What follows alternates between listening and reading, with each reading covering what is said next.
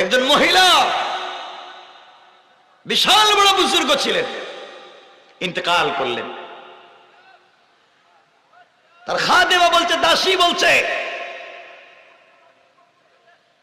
ইন্তেকালের পরে কবরে মাদফুন করার পরে তাকে আমি স্বপ্নে দেখলাম খুব হাসি খুশি জান্নাতে ঘুরতেছে।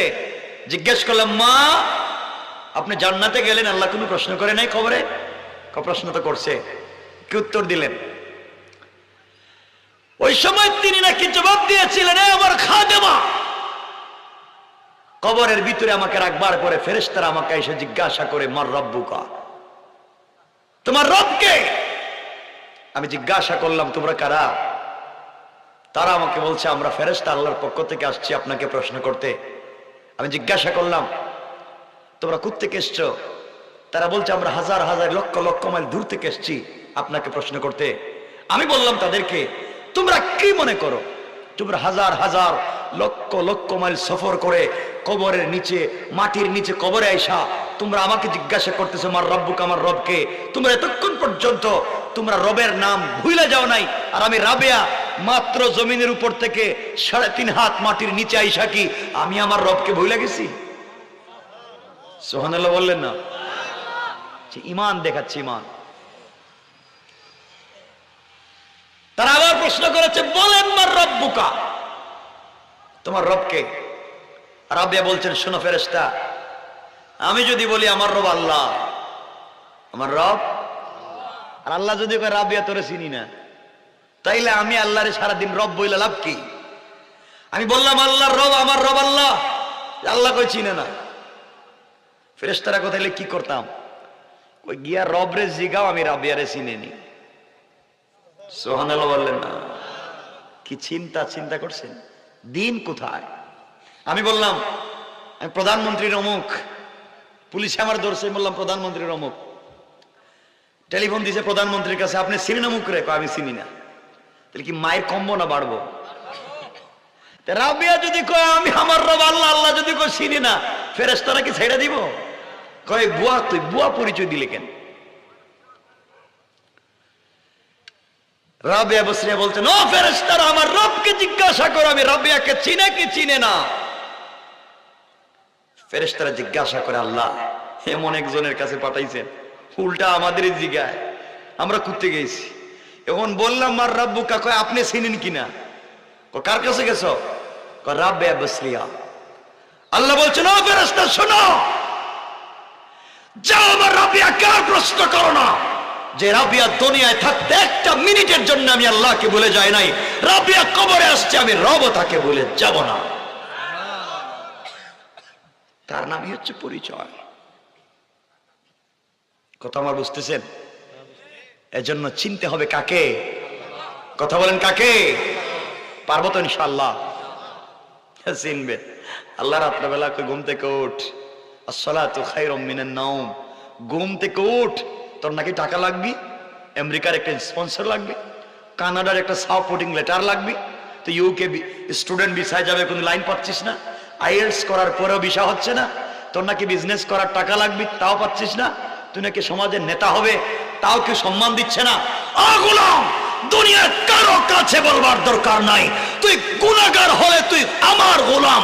আমি আল্লাহ বলছি, লা তাখুযুহু সিনাতুন ওয়ালা নাওম, আমি আল্লাহ ঘুমাচ্ছি না, সজাগ, আমি তার ঘরের দরজায় দাঁড়িয়ে আছি, কি চাইবে চা, আমি কথা দিলাম তোকে 1000 গুণ বাড়াইয়া দেব। রবের কাছে চাও। কার কাছে চাও? রবের কাছে চাও। দুনিয়া কারো কাছে চাওয়ার দরকার নাই। আমার মুসলমান বন্ধুগণ, গভীর মনোযোগ। ইমাম আহমদ ইবনে হাম্বল রাহমাতুল্লাহি আলাইহি ইশার সালাত পড়ে মসজিদে শুয়ে আছেন, তাসবিহ পড়ে মসজিদ থেকে বের হয়ে যান না, হাদিস পড়তেছেন। মসজিদের খাদেম, মসজিদের ইমাম অথবা কমিটির কেউ, কর্তৃপক্ষ কেউ এসে বলছে, কে আপনি? মুরব্বী, কে আপনি? মসজিদে, মসজিদ থেকে বের হয়ে যান। আমাদের মসজিদে রাত্র বেলা তালা দেওয়া হয়, কেউ ভিতরে থাকে না, আপনি বের হয়ে যান। ইমাম আহমদ ইবনে হাম্বল নিজের পরিচয় দিলেন না, তিনি বললেন, আমি পথিক মুসাফির, রাত্র গভীর হয়ে গিয়েছে, গভীর রাত্র হয়ে যাওয়ার কারণে আমি কোথাও যেতে পারবো না।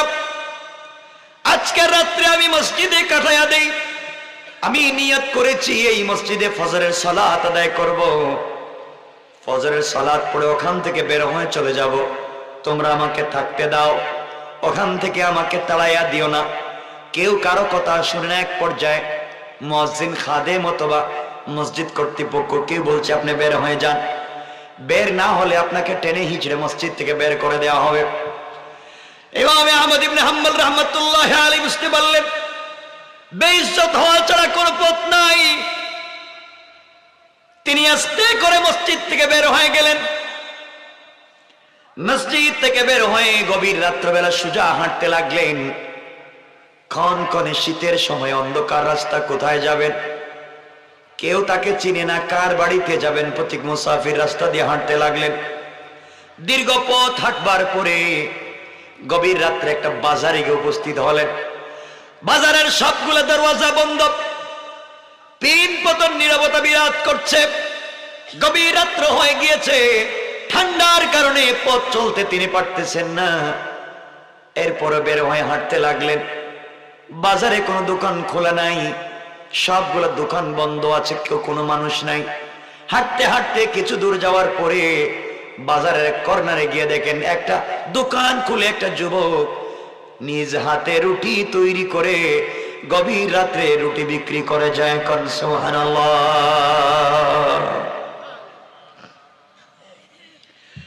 আস্তে আস্তে করে তিনি রুটি বিক্রেতার কাছে চলে গেলেন। এই যুবকের কাছে গিয়ে দেখেন যুবকের চেহারা থেকে নূর চমকাচ্ছে। চমৎকার চেহারার একটা যুবক দেখা যায়। গভীর রাত্রে কোনো দোকান খোলা নাই, একটা মাত্র তার দোকান খোলা। রুটি তৈরি করতেছে, রুটি বানিয়ে আগুনে দিচ্ছে আর ওগুলা বিক্রি করতেছে। কিছুক্ষণ পরে পরে একজন কাস্টমার আসে। তিনি দোকানের কাছে গিয়ে যুবকটাকে সালাম দিলেন আর ডাক দিয়ে বললেন, বাবা আমি প্রতীক মুসাফির, আমার বাড়ি অনেক দূরে, দীর্ঘ পথ চলবার কারণে আমি বাড়িতে যেতে পারতেছি না, ঠান্ডার কারণে পথ চলতে পারতেছি না, আমার বয়স হয়ে গিয়েছে। বাবারে তোমার দোকান কি সারা রাত্র খোলা থাকবে? যুবক ডাক দিয়া বলছে, মুরব্বী আঙ্কেল আমার দোকান সারা রাত্র খোলা থাকবে, আমি ফজরের সালাত পড়ে দোকান বন্ধ করে চলে যাব। আল্লাহর বুজুর্গ আলেম ইমাম আহমদ ইবনে হাম্বল বললেন, বাবা আমি মুরব্বী মানুষ, ঠান্ডায় কাতরাচ্ছি, তোমার দোকানের সামনে তুমি আগুন জ্বালিয়ে রুটি তৈরি করতেছো চুলার মধ্যে, আমি যদি তোমার চুলার কাছে দাঁড়িয়ে থাকি শরীরের মধ্যে একটু তাপ লাগবে, আগুনের তাপ লাগবে, একটু হালকা হবে, ঠান্ডা কম লাগবে, তুমি কি আমাকে সুযোগ দিবে?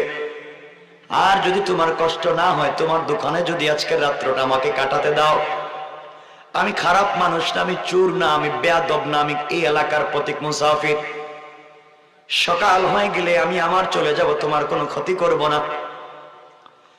যুবক ডাক দিয়ে বলছে, মুসাফির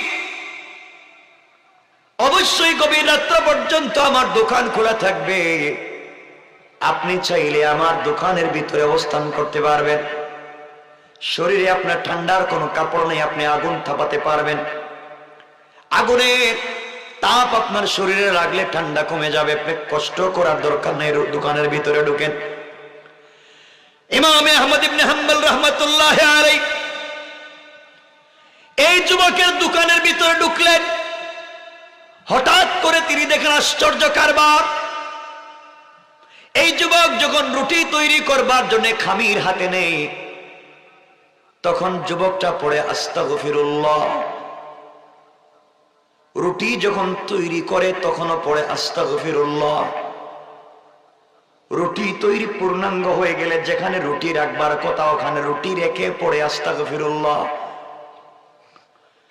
রুটি যখন চুলার মধ্যে দিয়ে দেয় তখনও যুবকের জবান থেকে বের হয় আস্তাগফিরুল্লাহ।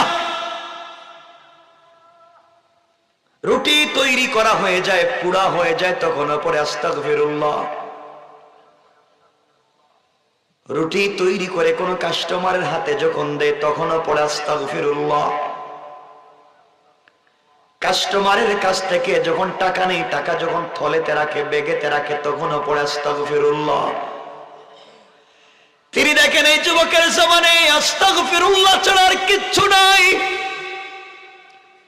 আশ্চর্য হয়ে গেলেন আর বললেন, যুবক রে, দীর্ঘক্ষণ পর্যন্ত তোমার দোকানে আমি আছি, আমার সঙ্গেও তুমি কথা পর্যন্ত বলো না, কারোর সঙ্গে তুমি কথা পর্যন্ত বলতে চাও না। রুটি তৈরি করতে আস্তাগফিরুল্লাহ পড়ো, বিক্রি করতে আস্তাগফিরুল্লাহ পড়ো,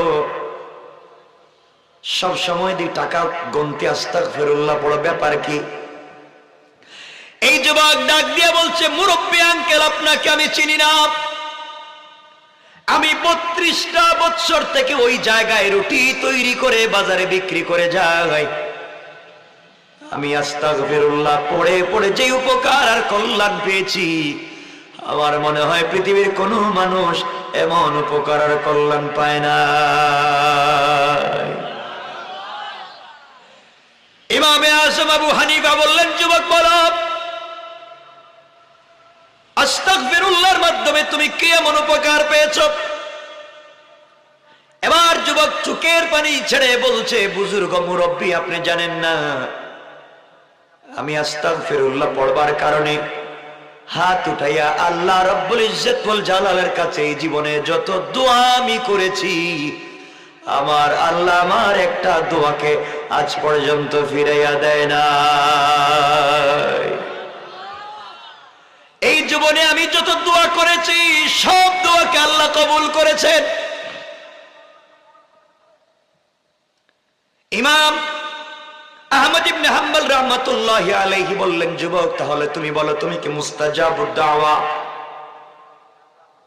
হাত উঠালে কি দোয়া কবুল হয়ে যায়? যুবক বলছে, হ্যাঁ, আমি যা চাইবো তা তো কবুল হয়ে যায়, শুধু আমার বেলায় না, দুনিয়ার যত মানুষ আমার কাছে দোয়ার জন্য এসেছে, আমিও তাদের জন্য দোয়া করেছি, আমার আল্লাহ একটা দোয়াকেও আজ পর্যন্ত ফিরাইয়া দেয় না।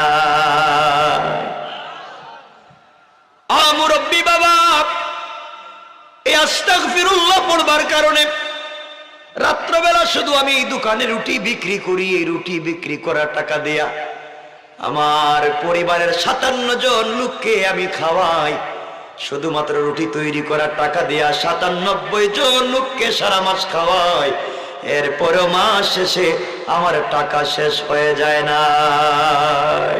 সুবহানাল্লাহ, জোরে পড়েন, জোরে সুবহানাল্লাহ। বরকত বুঝাচ্ছি। মুরব্বী, আপনি জানেন না, পরেও আমার বরকত কমে যায় না। আমি এই আস্তাগফিরুল্লাহ পড়বার কারণে আজ 32 বছর হয়েছে, আমার বডির মধ্যে কোন বড় ধরনের রোগ আল্লাহ দেয় না। মুরব্বী বাবা, আপনাকে আমি কি বলবো, এই আস্তাগফিরুল্লাহ পড়বার কারণে আপনি জানেন না, আমি আমার নবী কলিজার টুকরা বিশ্ব নবীকে এই 32 বছরের ভিতরে 17 বারের মতো আমি স্বপ্নে দেখেছি। এক রুটিওয়ালার কথা বলছি। ইমাম আহমদ ইবনে হাম্বল আশ্চর্য হয়ে গেলেন, একজন রুটিওয়ালার ঈমান, একজন রুটিওয়ালার তাসবিহ পড়ার কৌশল শুধুমাত্র কেবলমাত্র আস্তাগফিরুল্লাহ পড়ে যায়। আল্লাহর রাসূল বলেছেন, যারা শুধুমাত্র একটা শব্দ আস্তাগফিরুল্লাহ পড়বে আর যদি কিয়ামত মরার আগে তওবা করে ফেলে, আল্লাহ রাব্বুল ইজ্জত ওয়াল জালাল কিয়ামতের দিনে বিশ্ব নবীর নিজ হাতে হাউজে কাউসারের পানি পান করায়া আরশে আজিমের ছায়ার নিচে জায়গা দিয়া বিনা হিসাবে জান্নাতের ওয়াদা দিয়েছেন। কোন সুবহানাল্লাহ।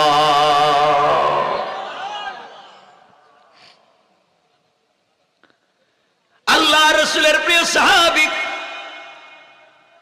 হযরত আবু হুরায়রা বলেন, রাসূলের কাছে এসে একজন বলছেন, ইয়া রাসূলুল্লাহ, আল্লাহর গজব থেকে, আল্লাহর রাগ থেকে বাঁচতে হলে আমি কি পড়ব? আল্লাহর রাসূল বলছেন, আস্তাগফিরুল্লাহাল্লাযী লা ইলাহা ইল্লা হুয়াল হাইয়ুল কাইয়্যুম ওয়া আতুবু ইলাইহি। এতটুকুন পর্যন্ত দুনিয়ার জমিনে প্রত্যেক 5 ওয়াক্ত নামাজের পরে সালাম ফিরিয়ে যারা পড়বে, আল্লাহ বলেছে এই গোলামের জবানকে জাহান্নামের আগুনে জ্বালাবেন না। সুবহানাল্লাহ পড়েন। শুধু আস্তাগফিরুল্লাহর কথা বলছি। এই আমলটা শুরু করেন। আবু বকর বলছেন, পয়গম্বরে আরবি, আমি যদি আল্লাহ রাব্বুল ইজ্জত ওয়াল জালালকে স্বপ্নে দেখতে চাই, কিয়ামতের মাঠে আরশে আজিমের ছায়ায় থাকতে চাই, বিনা হিসাবে জান্নাতে যেতে চাই, কি আমল করতে হবে? নবীজি বললেন, ও আবু বকর, তুমি শুধু পড়ো, আল্লাহুম্মা ইন্নী যালামতু নাফসি যুলমান কাসীরা। এই দোয়াটা যদি তুমি প্রতিদিন পড়ো, আমার বিশ্বাস তোমার আমলনামার ভিতরে কোনো গুনাহ থাকবে না, যা থাকবে সব আমার আল্লাহ নেকি দিয়ে বদলাইয়া দিবেন। কোন সুবহানাল্লাহ। ছোট ছোট আমলের কথা বলতেছি। এজন্য আমার যুবক ভাইদেরকে বলবো, মুরব্বী বাবাদেরকে বলছি, আমার মায়েদেরকে বলছি, বোনদেরকে বলছি, খুব বেশি আমলের দরকার নাই। আল্লাহর রাসূল বলেছেন, আখলিস দীনাকা ইয়াকফিকাল আমালুল কালিল। অল্প আমলে মানুষকে নাজাত দিতে পারে। এই জন্য আমার বন্ধুগণ, বুঝে শুনে অল্প আমল করাই যথেষ্ট। ইমাম আহমদ ইবনে হাম্বল বলছেন, যুবকরে তুমি বলো, জীবনে আস্তাগফিরুল্লাহ পড়ে কি তুমি এত কিছু পাইলা? কয় হ্যাঁ। আচ্ছা বলো তো, রুটি তৈরি করতে, রুটি নামাতে এত আস্তাগফিরুল্লাহ বলো কেন? যুবক বলতেছে, ও মুরব্বী, আপনি জানেন না, এই জন্যে আমি আস্তাগফিরুল্লাহ পড়ি। আমি যখন রুটি তৈরি করি, কাউকে আমি গরম রুটি দেই, কাউকে তুলনামূলক কম গরম রুটি দেই। কোন কাস্টমারের কাছে ঠান্ডা রুটি চলে যায়। আমি যখন খামির দিয়ে রুটি তৈরি করে, কোন জায়গায় রুটিতে কম আটা ময়দা লাগে, কোন রুটিতে হয়তো বেশি পড়ে যায়, কোন রুটি ঠিক মতো ভাজা হয় না, কিছু কাঁচা থেকে যায়। কিন্তু সবার কাছ থেকে তো টাকা আমি সমান নেই, কম বেশ করে টাকা নেই না। কারো রুটিতে হয়তো অল্প পরিমাণ ময়দা আটা কমে যেতে পারে। কি জবাব আল্লাহর কাছে দিব? আমি তো টাকা কম নেই না। এই জন্য আমি আস্তাগফিরুল্লাহ পড়ে যাই। আর আমার এই বন্টন করা, আমার এই টাকা 3 ভাগের 1 ভাগ আল্লাহর রাস্তায় দান করে দেই। আমাকে আল্লাহ এত সম্মান ইজ্জত দিয়েছে, আমি যখনই হাত উঠিয়া কোনো কথা বলি, হাত নামানোর আগে আগে আমার আল্লাহ আমার দোয়াকে কবুল করে নেয়। এবার ইমাম আহমদ ইবনে হাম্বল দাঁড়িয়ে গেলেন আর ডাক দিয়ে বললেন, যুবক জবাব দে। ও যুবক, জীবনে কি তোমার সব দোয়া আল্লাহ কবুল করেছে, নাকি এমন কোন দোয়া আছে যা কবুল হয় নাই? এই কথাটা শুনে যুবক চোখের পানি ছেড়ে কান্না করে বলছে, মুরব্বী, আমার জীবনে আল্লাহর কাছে যত দোয়া করেছি, সকল দোয়া তো আল্লাহ কবুল করেছেন। আমার একটা দোয়া আল্লাহ আজ পর্যন্ত কবুল করেন নাই। কি দোয়া করেছো আল্লাহ কবুল করেন নাই? আমি আল্লাহর কাছে বলেছি, আল্লাহ তাআলা ইন্তেকালের আগে হলেও এই জামানার, এই দুনিয়ার সবথেকে বড় আলেম ইমাম আহমদ ইবনে হাম্বলকে তুমি আমাকে দেখাইয়া দিও। আল্লাহ তাআলা, আমি ইমাম আহমদ ইবনে হাম্বলকে দেখতে চাই। ও মুনিব, আমি যদি তাকে একটাবার দেখতে পারি, তার কপালে চুম্বন করব, তাকে জড়াইয়া ধরব, তার সঙ্গে মুসাফা করে তার কাছ থেকে দোয়া নিব। আমি 32 বছর থেকে দোয়া করে যাই, আল্লাহ আমার জীবনের সব দোয়াকে কবুল করেছে। কিন্তু আজ পর্যন্ত ইমামে আহমদ ইবনে হাম্বলকে দেখতে পারি নাই, তার কাছ থেকে দোয়া নিতে পারি নাই, তার বাড়িও চিনি না। এই জন্য আফসোস করি, কোন দিন জানি আমি মরে যাব, কোন দিন জানি দুনিয়ার জমিন থেকে বিদায় নিয়ে চলে যাই। আজ অবধি আহমদ ইবনে হাম্বলকে দেখি নাই। শুনবার পরে আহমদ ইবনে হাম্বল চোখের পানি ছেড়ে দিলেন, আর যুবকটাকে জড়াইয়া বললেন, যুবক রে, আর কান্না লাগবে না। তুমি ইমামে আহমদ ইবনে হাম্বলকে দেখার জন্য তার বাড়িতে যাওয়া লাগবে না, তার খানকায় যাওয়া লাগবে না, বরং আল্লাহ রাব্বুল ইজ্জত ওয়াল জালাল তোমার দোয়াকে কবুল করে আহমদ ইবনে হাম্বলকে তার বাড়ি থেকে বের করে সারাদিন ঘুরাইয়া ঘুরাইয়া আর একটা মসজিদে মাগরিব এবং ইশার নামাজ পড়াইয়া মসজিদ থেকে বের করে দিয়া তোমার দোকানে আইনা এই মুহূর্তে তোমার সামনে দাঁড় করাইয়া ইমামে আহমদ ইবনে হাম্বলকে রেখে দিয়েছেন। কোন সুবহানাল্লাহ, আল্লাহু আকবার। যুবক ডাক দিয়ে বলছেন, তাহলে বলেন আপনি কে? ইমামে আহমদ ইবনে হাম্বল বললেন, যুবক রে, তুমি যে আহমদ ইবনে হাম্বলের জন্য দোয়া করছো, আমি সেই ইমামে আহমদ ইবনে হাম্বল। যুবক কপালে চুম্বন দিয়ে বুকের সঙ্গে জড়ায় মুসাফা করে, হাতে চুম্বন করে আর বলতেছে, বুজুর্গ আলেম, আমার জীবনে আস্তাগফিরুল্লাহ, আল্লাহর কাছে বলে যা পাইছি ভুলার মতো নয়। এবার ইমামে আহমদ ইবনে হাম্বল বলছেন, যুবক রে, কোন মুসলমান প্রতিদিন 5 ওয়াক্ত সালাতের পরে সালাম ফিরাইয়া যদি 3 বার 7 বার 11 বার 13 বার 21 বার আস্তাগফিরুল্লাহ পড়ে, ঘুম থেকে উঠে 3 বার 7 বার আস্তাগফিরুল্লাহ পড়ে, ঘুমাতে যাওয়ার সময় বিছানায় গিয়ে 3 বার 7 বার 11 বার আস্তাগফিরুল্লাহ পড়ে, আল্লাহ রাব্বুল ইজ্জত ওয়াল জালাল বলেছেন, ঘুমানোর পরে তার বিছানার মাথার সামনে এবং পায়ের সামনে 19 জন ফেরেশতা দিয়া সারা রাত্র তার পাহারাদারের ব্যবস্থা করে দেয়। সুবহানাল্লাহ, জোরে পড়েন, জোরে সুবহানাল্লাহ। কি আমল, কি আমল, শুধু আস্তাগফিরুল্লাহ। আপনাদের কষ্ট হচ্ছে? 12টা হয়ে গেছে। কি ভাই, কেউ আসছেন নি? না, আরে 12টা হয়ে গেলে কি ওয়াজ করা যায় নাকি? আপনাদেরও তো কষ্ট হইতেছে দেখতেছি। এতক্ষণে একটা আমল বলছি, কষ্ট হচ্ছে? হাত উঠান দেখি, কার কার কষ্ট হচ্ছে? এতক্ষণ কি ওয়াজ করলাম?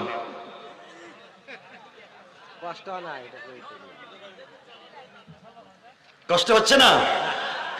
12টার পরে কথা বলা যায় না? আমাকে কথা দেন, আমাকে কথা দেন। সবাই প্রতিদিন একবার হলেও আস্তাগফিরুল্লাহ বলবেন, বলেন ইনশাআল্লাহ। সবাই হাত উঠান, সবাই হাত উঠান, বলেন আল্লাহ, তোমারে কথা দিলাম, তোমাকে ভুলে যাব না। আল্লাহ, কিয়ামতের দিনে আমাদেরকে ভুলে যাইও না। আমিন। হাত নামান। কারণ আল্লাহ যদি কিয়ামতের দিন ভুলে যায়, কেউ আসেনি যে আপনাকে আমাকে জান্নাতে নিবে? কেউ আছে? মুরব্বী বাবাদেরকে বলছি, বাপ দাড়িতে সাদা হয়ে গেছে, এর অর্থ কি জানেন? গাছে ধরে যখন গাছের পাতা পেকে যায় অথবা ঝরে যায়, এর মানে গাছ বেশি দিন থাকবে না। আপনারা তো একটা অঙ্গ পেকে গেছে, মানে কি হয়েছে? এর হায়াত শেষ। যুবক ভাইদেরকে বলছি, শুনো, ও সব বুন্না সব বিফে ইবাদাতিল্লাহ, ও জওয়ান, রাত্রেবেলা ইবাদতে কাটাইয়া দাও, রাত্রেবেলা ইবাদতে কাটাইয়া দাও। মুরব্বী বয়সে 100 বছর ইবাদত করলে যে সব, জওয়ান বয়সে একটা রাত্রে একটা সেজদা করলে তার চাইতে বেশি সওয়াব। জওয়ানিকে কাজে লাগাও, জওয়ানি কাজে লাগাও।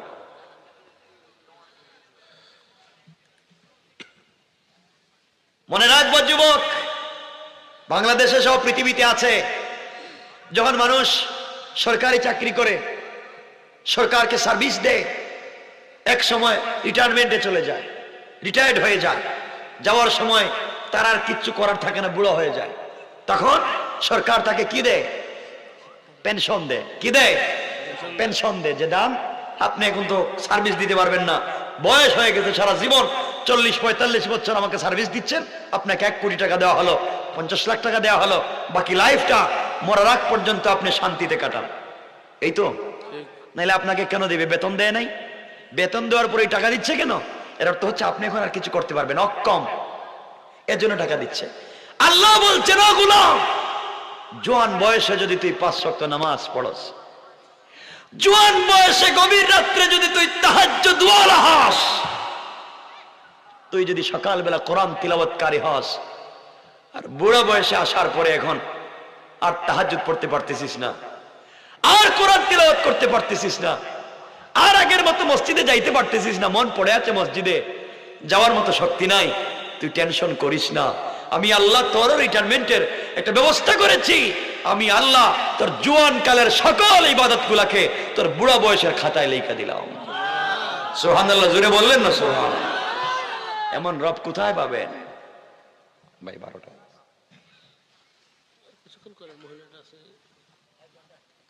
আমার বন্ধুগণ, কথা এতক্ষণ যা বলছি, এই কথা এর জন্য বলছি, আল্লাহ যে বলছেন কিছু লোক আছে দুনিয়ায় যারা কোরআন শুনতে দেয় না, আমরা আজকে দেখায় দিব এই কোরআন শুনেই মানুষের দিলকে চেঞ্জ করা যায়। ঠিক কিনা বলেন? এজন্য ইস্তেগফার আমরা করব।